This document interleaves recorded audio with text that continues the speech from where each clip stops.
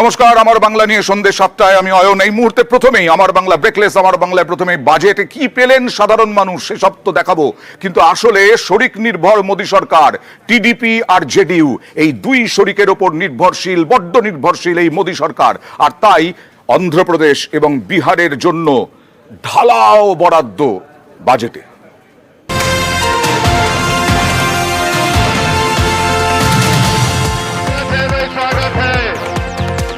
Chandrababu Naidu, TDP এবং নীতিশ কুমারের JDU এর নিঃশর্ত সমর্থন, কেন্দ্রে মোদী সরকারের বড় ভরসা। এবার বাজেটে সেই চন্দ্রবাবু এবং নীতিশের রাজ্যকে ভরিয়ে দিল মোদী সরকার। অন্ধ্র এবং বিহারের জন্য প্রকল্পের পর প্রকল্প।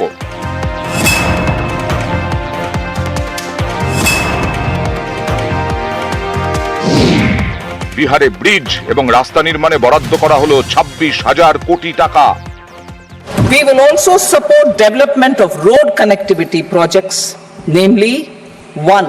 Patna-Purnia Expressway, 2.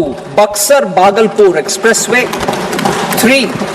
Bodh Gaya, Rajgir, Vaishali and Darbhanga spurs, and 4. Additional 2-lane bridge over River Ganga at Buxar at a total cost of 26,000 crore rupees. বিহারে তৈরি হবে নতুন তাপ বিদ্যুৎ কেন্দ্র। এর জন্য মোদী সরকার বরাদ্দ করেছে 21,400 কোটি টাকা। 11,500 কোটি টাকা বরাদ্দ করা হয়েছে বন্যা নিয়ন্ত্রণ ও সেচের জন্য। Will provide financial support for projects with estimated cost of 11,500 crore rupees, such as the Kosi-Michi intra-state link, survey and investigation of Kosi-related flood mitigation and irrigation projects will be undertaken. हम लोग विशेष राज्य का दर्जा कह रहे थे, और अगर विशेष राज्य का दर्जा बहुत उनका था कि पहले से बंद कर दिया गया है इसको, तो उसके चलते एक सहायता के लिए बिहार के विकास के लिए मदद होना चाहिए, मदद होना चाहिए बिहार को। तो वो तो करना शुरू कर दिया। आप खुश हैं? अरे हाँ भाई, हम तो ये दोनों चीज कही दिए थे, तो एक चीज का तो शुरू हो गया। এছাড়া বিহারের নালন্দাকে পর্যটন কেন্দ্র হিসেবে গড়ে তুলতে বিশেষ সাহায্য করবে মোদী সরকার। নতুন করে সাজানো হবে রাজগীর, গয়া এবং বুদ্ধগয়াকে। এছাড়াও বিহারে তৈরি হবে বিমানবন্দর, মেডিকেল কলেজ এবং ক্রীড়া পরিকাঠামো।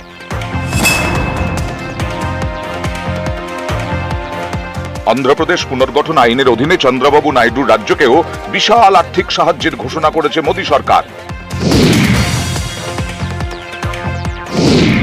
চলতি অর্থবর্ষে অন্ধ্রকে 15,000 কোটি টাকা দেবে মোদী সরকার।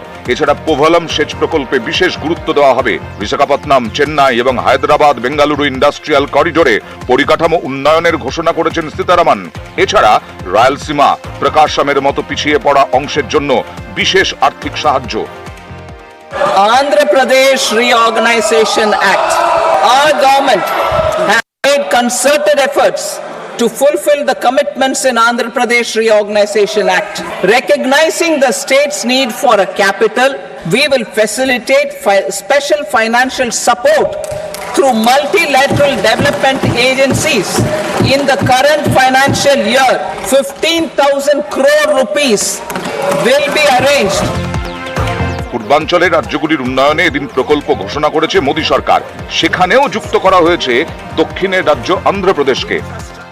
We will formulate a plan, Purvodaya, for the all-round development of the eastern region of the country, covering Bihar, Jharkhand, West Bengal, Odisha, and Andhra Pradesh. This will cover human resource development, infrastructure, and generation of economic opportunities to make the region an engine to attain Vikasit Bharat. News 18 Bangla. আবার বলছি, গ্রাম বাংলা কি পেল, পশ্চিমবঙ্গ কি পেল, সাধারণ মধ্যবিত্ত কি পেল, সেইটাতে আসবো। তবে এই যে অন্ধ্রপ্রদেশ আর বিহার বিরাট বরাদ্দ পেল, তাতে বাজেট ঘিরে একেবারে রাজনৈতিক তরজা তুঙ্গে। কেউ বিরোধীরা বলছে আসলে সরকার বাঁচাতে, কুর্সি বাঁচাতে এই বাজেট, যদিও বিজেপি তা মানতে নারাজ।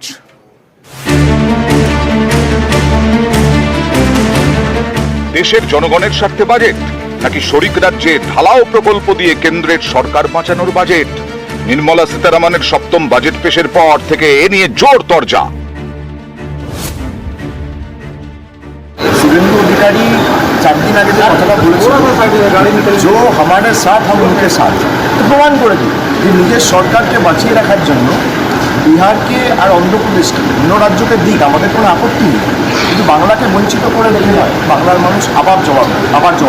প্রদেশ নতুন রাজ্য তৈরি হয়েছে, ডিভিশনের পর বিহার। এটা তো স্বাভাবিকভাবে এই রাজ্যগুলোর অনেকদিন ধরে ডিমান্ড ছিল, সেই ডিমান্ডগুলোকে দেওয়া হয়েছে। আর পূর্বক্ষেত্রে যখন উন্নতি হবে তো স্বাভাবিকভাবে তার আশেপাশের রাজ্যেও তার প্রভাব পড়তে বাধ্য। আমাদের যে করিডোরটা অমৃতসর থেকে যে কলকাতার করিডোর, সেই করিডোরে যদি গয়ার উন্নতি হয় তো তার লাভ তো কলকাতা পাবে। তো স্বাভাবিকভাবে সেই ইন্ডাস্ট্রিয়াল জোনে নতুন ইন্ডাস্ট্রি আসবে, বাংলার যুব সমাজের হাতে ইন্ডাস্ট্রি আসবে। এবার কেন্দ্রের বিজেপি সরকার শরিক নির্ভর। মোদির ভরসা 2 N for Naidu, N for Nitish. তাই কি চন্দ্রবাবু নীতিশের রাজ্যের জন্য এত প্রকল্প ঘোষণা? I think this budget should be called Pradhan Mantri Sarkar Bachao Yojana, because they have realized that this government, if it has to be saved for the next 5 years, they would need their alliance partners, and these alliance partners need to be kept happy. এনডিএর সরকারের কাছে এবার অতি গুরুত্বপূর্ণ JDU এবং টিডিপির সমর্থন, কারণ এই দুই দলের হাতে আছে সংখ্যা। নীতিশ কুমারের জেডিইউ এর আসন সংখ্যা 12 আর চন্দ্রবাবু নাইডুর দল টিডিপির ঝুলিতে 16। সব মিলিয়ে এনডিএর এবার আসন সংখ্যা 292।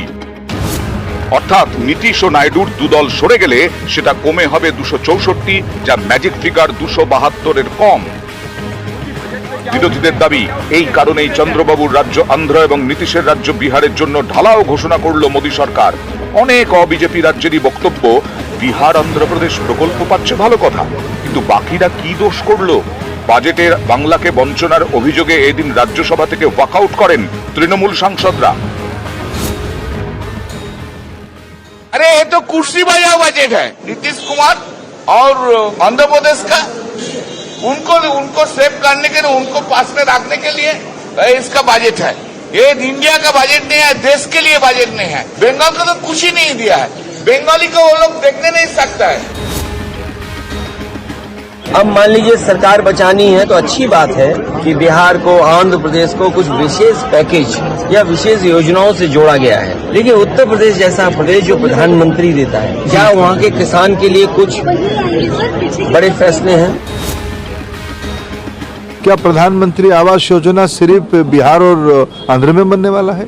देश के सभी राज्यों में बनने वाला है। मुद्रा लोन के लाभार्थी क्या चंद राज्यों में होंगे या देश भर में होंगे? विपक्ष एक नकारात्मक मानसिकता से गुजर रहा है, विशेष करके कांग्रेस पार्टी लगातार तीसरी बार फेल हुई है।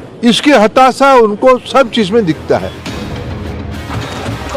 নিউজ 18 বাংলা। বলা হয় যে মধ্যবিত্তের ট্যাক্সের টাকায় দেশ চলে, পরিকাঠামো করা হয়, সেই মধ্যবিত্ত কি পেল? ট্যাক্সে ছাড় পেল। পুরনো কর কাঠামো একই থাকলো, আর নতুন কর কাঠামোয় স্ট্যান্ডার্ড ডিডাকশন 50,000 থেকে বেড়ে হলো 75,000 টাকা। আর তারপরে স্ল্যাবে কিছু পরিবর্তন। সীতারামনের দাবি বছরে 17,000-এরও বেশি টাকা বাঁচাতে পারবেন আয়করদাতারা।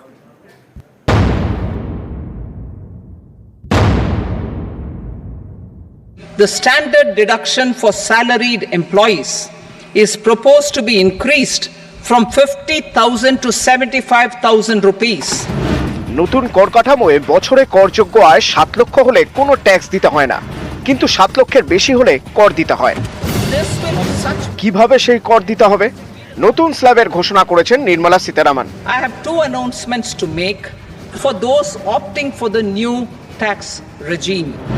বার্ষিক করযোগ্য আয় 3 লক্ষ টাকা পর্যন্ত কোনো কর দিতে হবে না। 3 থেকে 7 লক্ষ টাকা হলে 5% কর, 7 থেকে 10 লক্ষ টাকায় 10% কর, 10 থেকে 12 লক্ষ টাকায় 15% কর, 12 থেকে 15 লক্ষে 20% কর, বার্ষিক আয় 15 লক্ষের বেশি হলে 30% ট্যাক্স। এতে সুবিধা হলো নাকি চাপ বাড়লো?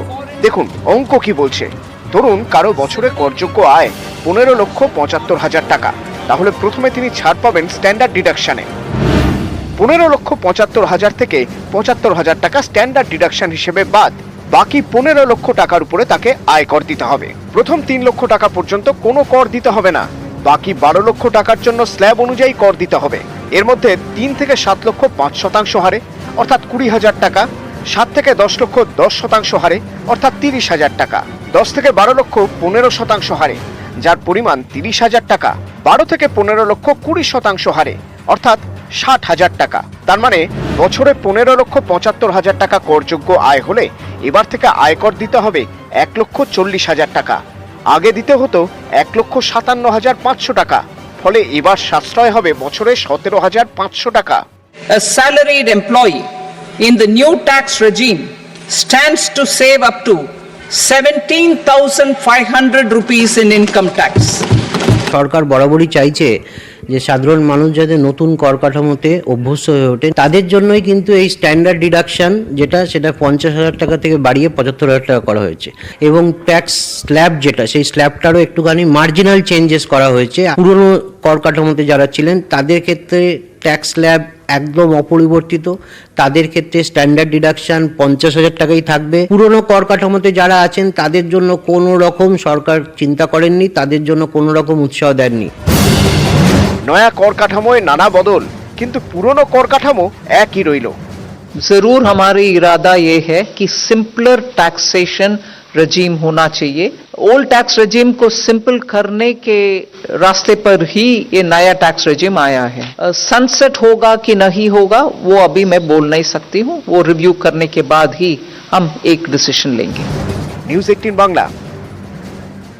আর গ্রাম বাংলা কি পেল? 100 দিনের কাজে বরাদ্দ বাড়লো 60 থেকে হলো 86,000 কোটি টাকা। কিন্তু গ্রাম বাংলার জন্য 100 দিনের কাজের টাকা বন্ধ ছিল, কাজও বন্ধ ছিল, এবং তারপরে বঞ্চনার অভিযোগ উঠেছিল। সেই বঞ্চনাকে হাতিয়ার করে তৃণমূল নির্বাচনী তড়ি পার করেছে, এরকমটাই দাবি রাজনৈতিক বিশ্লেষকদের একাংশের। আর আজকের বাজেটে বাংলার জন্য কোনো ঘোষণা নেই 100 দিনের কাজে, তাই হতাশ গ্রাম বাংলা। কি বলবো, আমাদের গরিব মানুষ, আমরা কেটে কুটে খাই, তারপরে আমরা চাষবাস করতে পারি না, সারের দাম এক গাদার বেশি, তারপরে 100 দিনের কাজ বন্ধ, খেতে পেছি না ঠিকঠাক, কাজ করব কি করে আমরা? তাতে সারের দামটা একটু কম থাকে, তাহলেও তো আমাদের একটু হেল্প পাই। বাজেট তো ভালোই লাগলো না, উনি তো কিছুই বললেন না যে কাজ সম্বন্ধে কোনো, যে কিছু 100 দিনের কাজ হবে কি না হবে, আর ওই সম্বন্ধে তো আমাদের সংসার চলে। আর চাষবাসের যা অবস্থা এখন, মাঠঘাটে কাজকর্ম নাই, রাজমিস্ত্রির কাজ তো এখানে সেরকমই নাই, আমাদের তাহলে বিদেশ যেতে হবে। 100 দিনের কাজ হলেও ভালো হতো, উনি তো কোনো কথাই বললেন না। আমাদের কোনো কাজ নাই, 100 দিনের কাজ বন্ধ, আর কোনো কাজ নাই, বাইরে বাইরে খাচ্ছিয়ে যেতে হয়, ছেলেছুলো খাচ্ছিয়ে এসেছেন। আশা তো করেছিলি, তো কই হইলো তো নাই। আমাদের ধরুন 100 দিনের কাজ নেই, আমাদের গ্রামে গঞ্জে কোনো কাজের উন্নয়ন নেই, বাজেট এগুলো হওয়া দরকার। কাজ করি পাই তো খাই না, 100 দিনের কাজ তো বন্ধই আছে, আর থাকবে কেমন হয়েছে বন্ধ। বাজেটে আপনাদের কপালে কিছু নেই? না, কিছু নাই, সব ঠকঠক এখন। আর আমরা কোনো জঙ্গলমল ফেসিলিটিও নাই, জঙ্গল ভোট দিছি কিন্তু কোনো ফেসিলিটি পাচ্ছি নাই। এই জন্য কি আপনাদেরকে বাইরে কাজ করতে যেতে হয়? বাধ্য হয়ে, নাহলে কি করে সংসার চলবে? দিনের প্রকল্প নিয়ে কোনো সেন্ট্রাল গভর্নমেন্ট কোনো আলোচনাই করেনি। আগে তো টাকা পয়সা পাইনি, আমরা নতুন কোনো কাজকর্ম পাবো কি পাবো না, এর মধ্যে কোনো আমরা আলো দেখছি না। এভাবে আমরা এখন ভিন দেশে রাজ্যে যে আমাদের কাজকর্ম করে খেটে বাঁচতে হয়। এই যে 100 দিনের কাজ হতো, আমরা বাইরে যেতাম না, গ্রামে গঞ্জে কাজ করতাম, কিন্তু হচ্ছে না, তার কারণে আমরা বাইরে যেতে হচ্ছে। আজকে যদি 100 দিনের কাজের একটা বিল পাস করতো, তাহলে আমরা গরিব মানুষ এখানে খেতে পারতাম, এবং আমরা নিজের বাড়িতেই ছেলে মেয়ের সাথে থাকতে পারতাম। এগুলো না হয়ে আমরা এখন গ্রাম ছেড়ে আমাদের বাইরে যেতে হবে।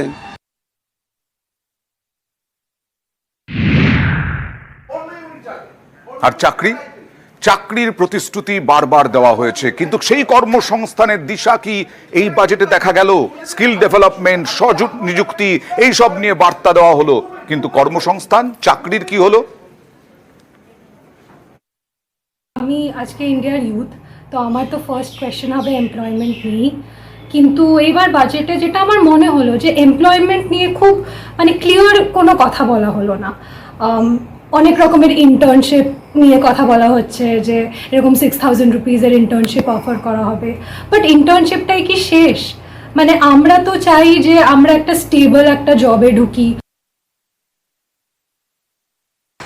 যে হচ্ছে সরকারি চাকরির মধ্যে হচ্ছে ইন্টার্নশিপের ব্যবস্থাটা করা।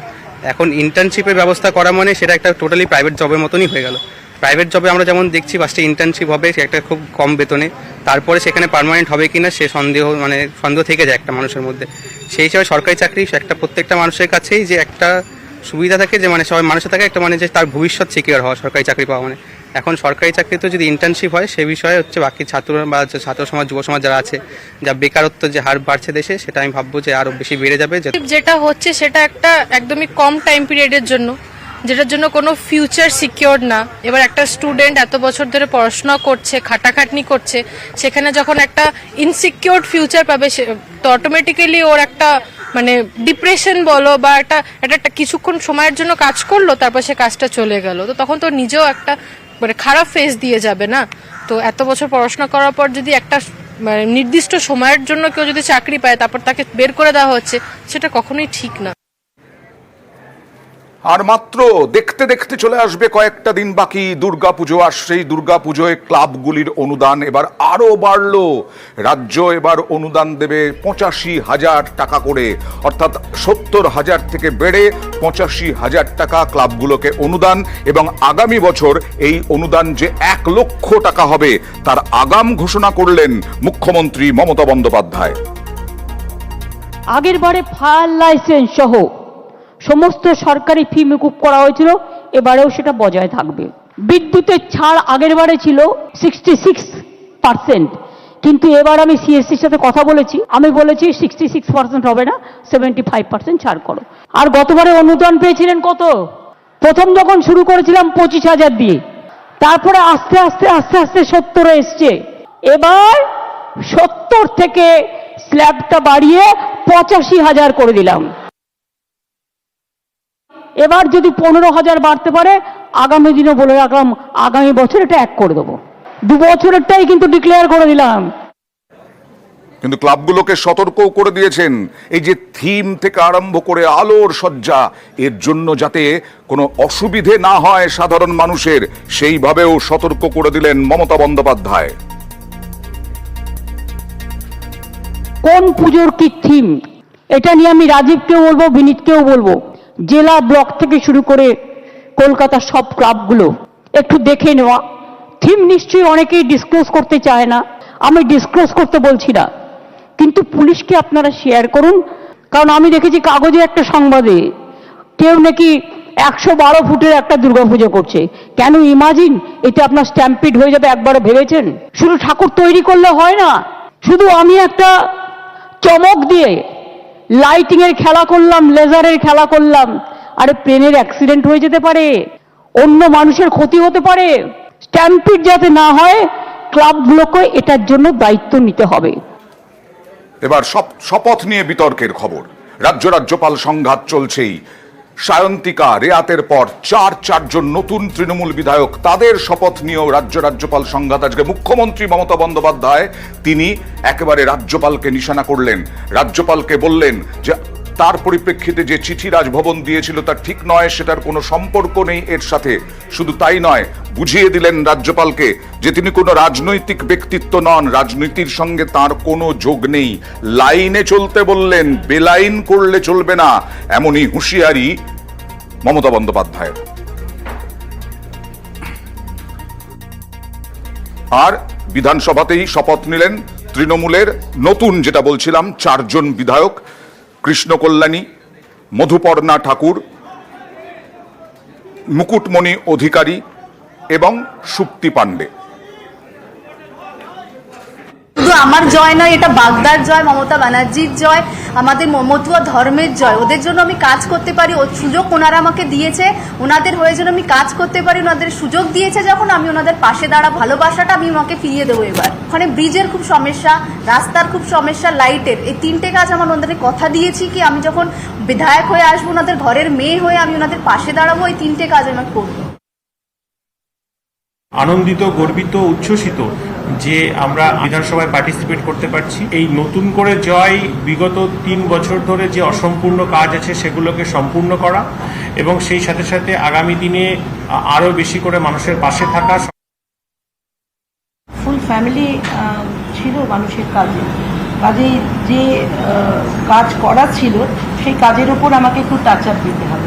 আমাদের উপর আস্থা ভরসা এমন জায়গায় পৌঁছেছিল, তারা জানতো এই বাড়িতে দরজায় এসেছি, কাজ হয়ে যাবে। আর সাধ্যমতো চেষ্টা করে আমি যখন ছিলাম বাকি আমার ফ্যামিলি, তারা প্রত্যেকে দাঁড়িয়ে থেকে সে কাজ করেছে।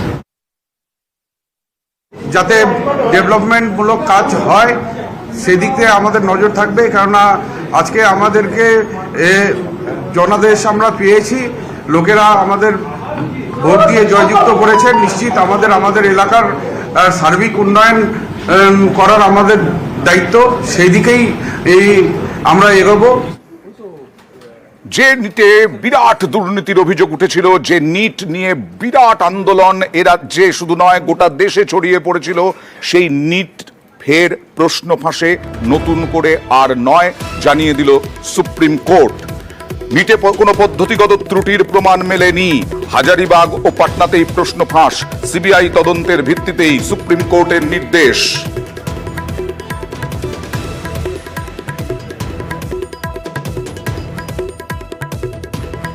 Court has today rejected our prayer for re-NEET. Although court has confirmed that the leak was happened at Patna and Hazaribagh, but they have declined for re-NEET. Court has further directed to identify the other tainted person during the course of investigation, and if such person were found or students were found, they were to be debarred from the examination process. আর প্রাথমিক শিক্ষক নিয়োগে এর আগেও বিদ্যা বারবার CBI ED ভর্ৎসনার মুখোমুখি হয়েছে আদালতের। আর এবার দুই আদালতে ভিন্ন মত সিবিআই এর, এ নিয়েও ক্ষুব্ধ বিচারপতি। সিবিআই এর ভিন্ন বক্তব্যে অসন্তুষ্ট আদালত। মামলার তদন্ত ও চার্জ গঠনে ভিন্ন বক্তব্য কেন্দ্রীয় সংস্থার। মামলার চার্জ গঠন নিয়েও দোলাচলে সিবিআই। তদন্ত এখনো শেষ হয়নি। হাইকোর্টে নথি জমা সিবিআই এর। তদন্ত চার্জ গঠন কিভাবে একসঙ্গে চলতে পারে, প্রশ্ন বিচারকের।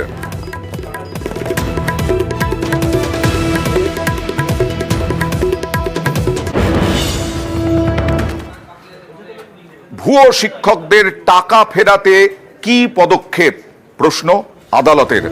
বিশেষ করে রাজ্যের কাছে রিপোর্ট তলব হাইকোর্টের। এসএসসিতে ভুয়ো শিক্ষকের বেতন মামলায় রিপোর্ট তলব। 12 আগস্টের মধ্যে রিপোর্ট চাইলেন বিচারপতি বিশ্বজিৎ বসু। সিআইডি তদন্তে ভুয়ো শিক্ষকের নাম, সরকারি কোষাগারের টাকায় ভুয়ো শিক্ষকদের বেতন ফেরাতে কড়া পদক্ষেপ বিচারপতি বিশ্বজিৎ বসুর। পশ্চিমাঞ্চলের চেয়ারম্যানের বিরুদ্ধে বিভাগীয় পদক্ষেপ নয় কেন, প্রশ্ন হাইকোর্টের বিচারপতি বিশ্বজিৎ বসুর।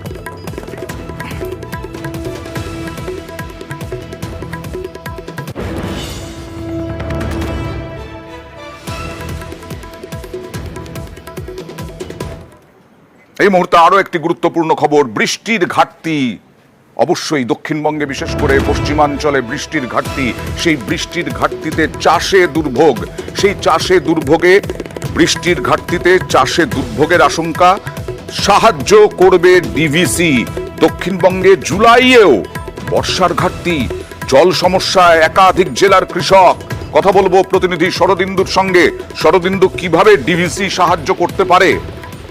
দেখো, পূর্ব বর্ধমান জেলার রাজ্যের শস্য ভান্ডার, সেখানে এখনো 46.5% বৃষ্টির ঘাটতি রয়েছে এবং এই দক্ষিণবঙ্গের বাকি জেলাগুলোতেও বৃষ্টির ঘাটতি রয়েছে এবং সেই নিয়ে আজকে দক্ষিণবঙ্গের 5 জেলা, 2 বর্ধমান, বাঁকুড়া, হুগলি এবং হাওড়া, এই 5 জেলাকে নিয়ে পর্যালোচনা বৈঠক হয়। সেখানে ডিভিসি কর্তৃপক্ষও ছিল।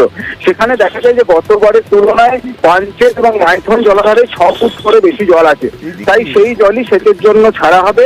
25শে জুলাই থেকে জল ছাড়া শুরু হবে এবং দুর্গাপুর ব্যারেজ থেকে সেই জল ছাড়া হবে 27শে জুলাই দুর্গাপুর ব্যারেজ থেকে সেই জল ছাড়া হবে এবং সেই জলই পর্যায়ক্রমে দক্ষিণবঙ্গের এই 5 জেলাকে সেচের জন্য দেওয়া হবে। 1,30,000 কিউসেক জল সেচের জন্য দেবে ডিভিসি। ওকে, ধন্যবাদ।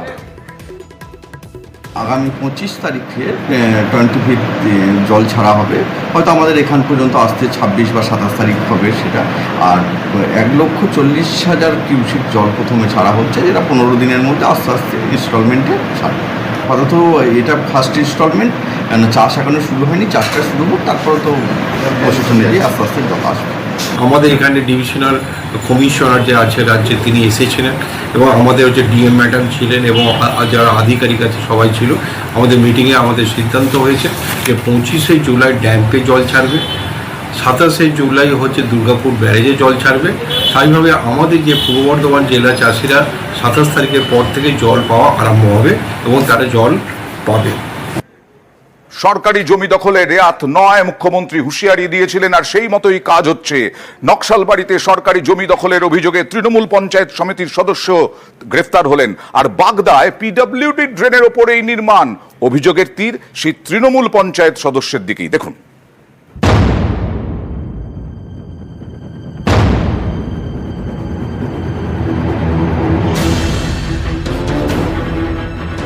শিলিগুড়ি নকশালবাড়ি ব্লকের সেফদুল্লাহ, এখানেই সরকারি জমি দখল করে বিক্রি।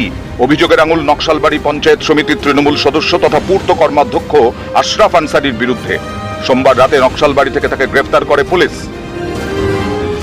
আমি সৎ পথে চলি, আমি বেকুসুর। আমি যে আন্দোলন করছিলাম সেই আন্দোলনটা জারি থাকবে। এই করাপ্ট অফিসারের বিরুদ্ধে আমি আন্দোলন করে যাব। জনগণের জন্য, জনগণের স্বার্থে আমি আন্দোলন করে আমি যে ফেরা দিয়েছি। গত বছরের ডিসেম্বরে আশরাফ আনসারি দাবি করেন সেফদুল্লাহ এলাকায় প্রথমে ব্যক্তিগত জমির দলিল জাল করা হয়, সেই জাল দলিল ব্যবহার করে সরকারি জমিকে ব্যক্তিগত জমি দেখানো হয়, তারপর সেই জমি প্লট করে বিক্রি। এভাবেই সেফদুল্লাহ মৌজায় 100 বিঘা খাস জমির অনেকটাই বিক্রি হয়ে গেছে অভিযোগ। আশরাফ আনসারির দাবি, এই ধরনের জালিয়াতিতে মদত দেন নকশালবাড়ির প্রাক্তন বিএলআরও প্রবাল দাশগুপ্ত।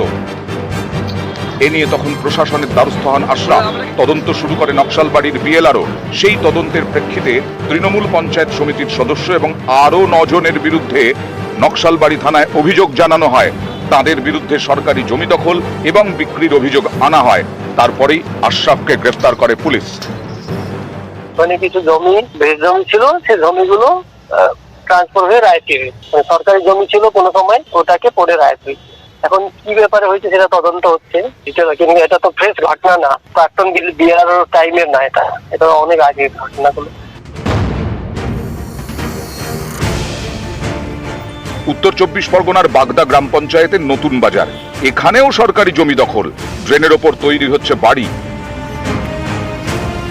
বাগদা পঞ্চায়েত এলাকা দিয়ে গিয়েছে বনগা বাগদা রাজ্য সড়ক। রাস্তার পাশে পূর্ত দফতরের জমি, এই জমিতে রয়েছে পাকা ড্রেন। সেই ড্রেনের একাংশ দখল হয়ে গেছে, তারপর চলছে নির্মাণ। অভিযোগের আঙুল বাগদা পঞ্চায়েত সমিতির তৃণমূল সদস্য কোপা রায়ের দিকে।